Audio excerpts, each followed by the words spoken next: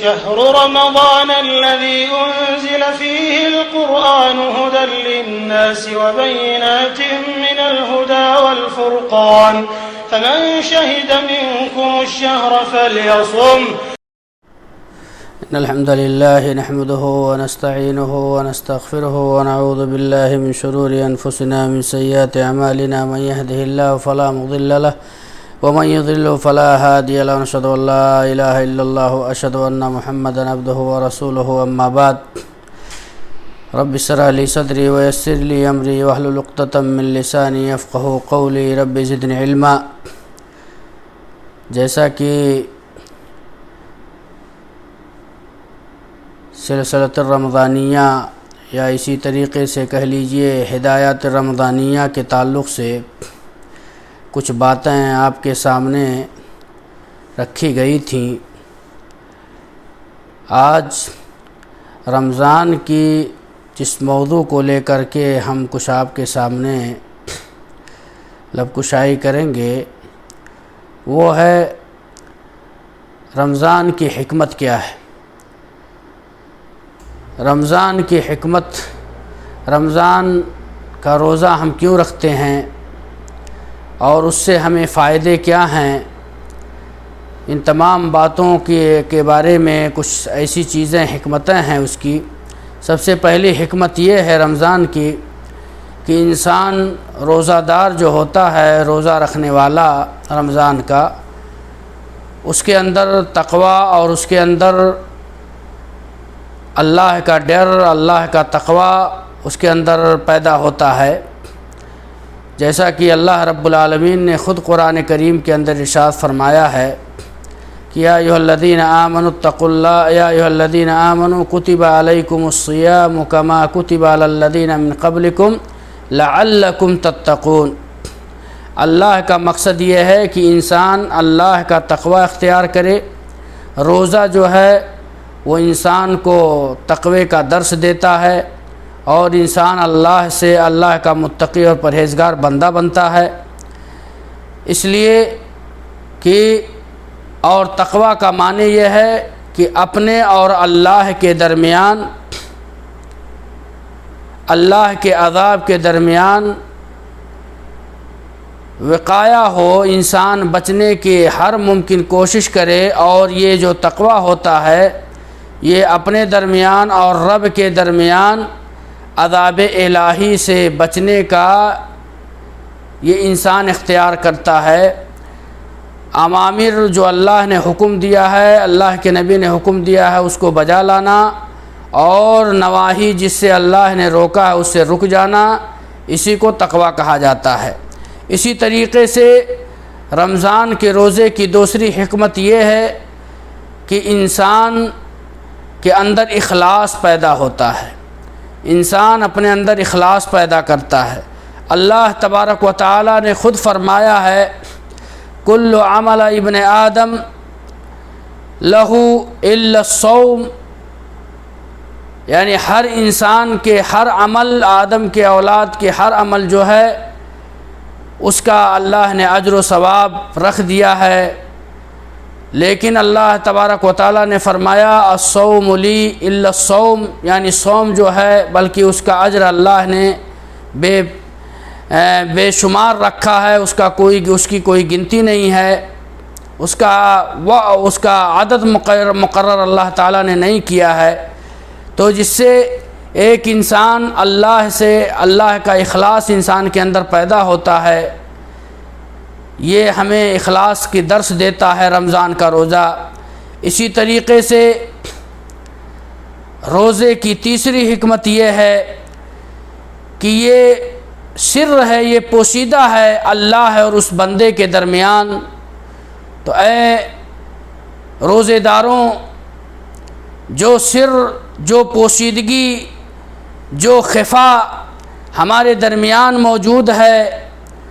اس میں ہم امین ہوں، امانت دار ہوں. یعنی اللہ رب العالمین نے ہمیں کھانے اور پینے سے روکا، ہمیں اور تمام برائیوں سے اللہ نے ہمیں روکا، اس سے ہمیں رک جانا ہے. یہ اگر انسان ایک چاہتا تو وہ انسان اکیلے اور تنہائی میں ہو کر کے کچھ کھا سکتا تھا، پی سکتا تھا، لیکن وہ اللہ اور اس کے درمیان یہ سر ہے، یہ پوشیدگی ہے، وہ انسان جانتا ہے کہ یہ میں روزہ اللہ کے لیے رکھ رہا ہوں۔ اسی طریقے سے روزے کی چوتھی حکمت یہ ہے کہ اللہ کا مراقبہ ہونا چاہیے کہ اللہ رب العالمین سے کوئی چیز پوشیدہ نہیں ہے، اللہ جانتا ہے، اللہ دیکھتا ہے، یہ ایک انسان کے اندر ہوتا ہے، ہر وہ انسان کے اندر۔ اس لیے جو روزے دار ہوتا ہے اس کے اندر یہ چیزیں آ جاتی ہیں۔ اس لیے انسان کو اللہ تبارک و تعالیٰ نے اسی لیے کہا ہے کہ اکثر ما اللہ کے نبی نے فرمایا اکثر ما یضل الشیطان الشباب، سب سے زیادہ جو لوگ گمراہ ہوتے ہیں یا شیطان انسانوں کو گمراہ کرتا ہے وہ نوجوانوں کو گمراہ کرتا ہے۔ نوجوان گمراہ ہوتے ہیں، کہیں تنہائی میں جا کر کے، کہیں ساتھیوں کے ساتھ جا کر کے کھا پی لیتے ہیں، یہ نہیں سمجھتے کہ اللہ رب العالمین ان کا مراقبہ کر رہا، اللہ دیکھ رہا ہے۔ یہ انسان کے دل کے اندر ہونی چاہیے۔ اسی طریقے سے روزے دار کے لیے پانچویں حکمت یہ ہے کہ انسان روزے دار کو صبر اللہ دیتا ہے اور وہ صبر کا دامن پکڑتا ہے اور اس سے اس کے اندر صبر پیدا ہوتا ہے روزے سے، اس لیے کہ وہ کھانا پینا چھوڑ دیتا ہے، کھانا اس کے سامنے حاضر ہوتا ہے، پینا اس کے سامنے پانی حاضر ہوتا ہے، اور وہ اس کو شدت سے پیاس لگی ہوتی ہے، بھوک لگی ہوتی ہے، اکیلے تنہائی میں کمرے میں ہوتا ہے، لیکن وہ اس پر صبر اس لیے کرتا ہے کہ اس کا اجر اس کو معلوم ہے۔ اور اللہ کے نبی صلی اللہ علیہ وسلم نے فرمایا کہ اللہ تعالیٰ کہتے ہیں کہ ترک طعامہ و شرابہ لاجلی، یعنی اس شخص نے کھانا اور پینا میرے خاطر چھوڑ دیا ہے، اس لیے اللہ تعالیٰ نے فرمایا الصوم لی وانا اجزی بہ، روزہ میرے لیے ہے، اس کا بدلہ میں دوں گا۔ اسی طریقے سے روزہ جو ہے یہ ہمیں درس دیتا ہے مساوات کا، ہمیں درس دیتا ہے برابری کا۔ اس کے اندر روزے کے اندر نہ تو امیر غریب بادشاہ فقیر سب ایک ہی صف میں کیا نام ہے روزہ رکھتے ہیں، سب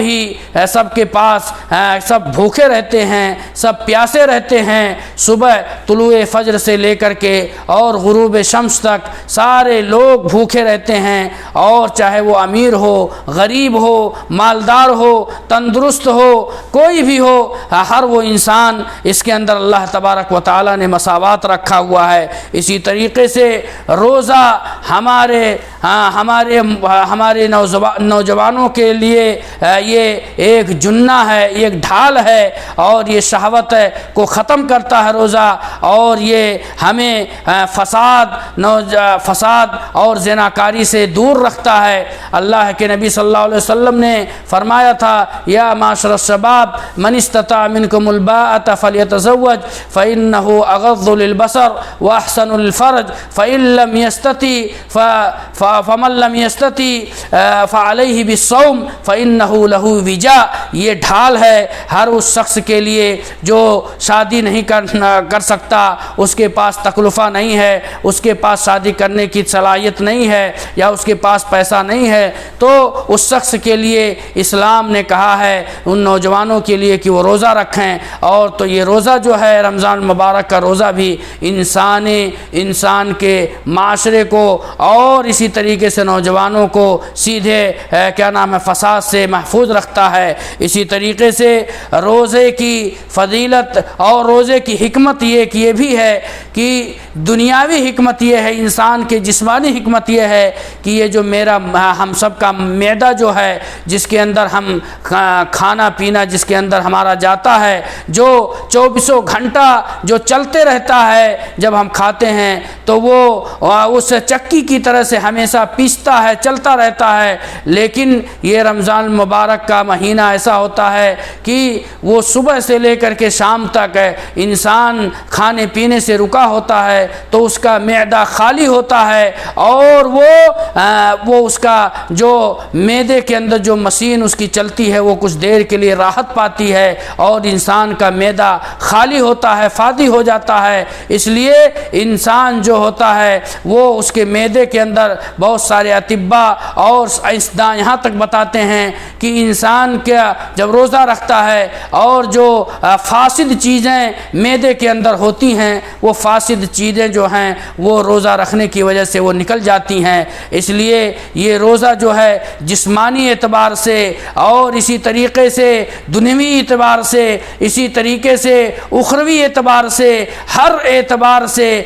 فائدے ہی فائدے ہیں۔ اس لیے اس روزے کا اہتمام ہمیں کرنا چاہیے اور ہم اس کے اندر کثرت سے اس کے اندر عبادت کریں، اور اس کی حکمت کو جانتے ہوئے ہم عبادت کریں، اور اس کی حکمت کو جانتے ہوئے ہم اپنے بچوں کو اس لائق بنائیں کہ بچے ہمارے چھوٹے پر سے بچے ہمارے روزے رکھیں اور ان کو اس کا عادی بنایا جائے، تاکہ بچے جب بڑے ہوں اور اس کی حکمت اور روزے کی فضیلت ہم اپنے بچوں کو بتاتے رہیں، تاکہ اس کا کیا نام ہے بچے جب بڑے ہوں تو یہ جب ان پر فرض ہو جائے روزہ تو اس روزے کو وہ بخوبی انجام دے سکیں۔ اللہ رب العالمین سے دعا ہے بار الہ ہمیں روزے کی حکمت اور روزے کے فوائد کو سمجھتے ہوئے اور خلوص للہیت کے ساتھ ہمیں روزہ رکھنے کی توفیق عطا فرما۔ وآخر دعوانا الحمد للہ رب العالمین۔ السلام علیکم ورحمۃ اللہ وبرکاتہ۔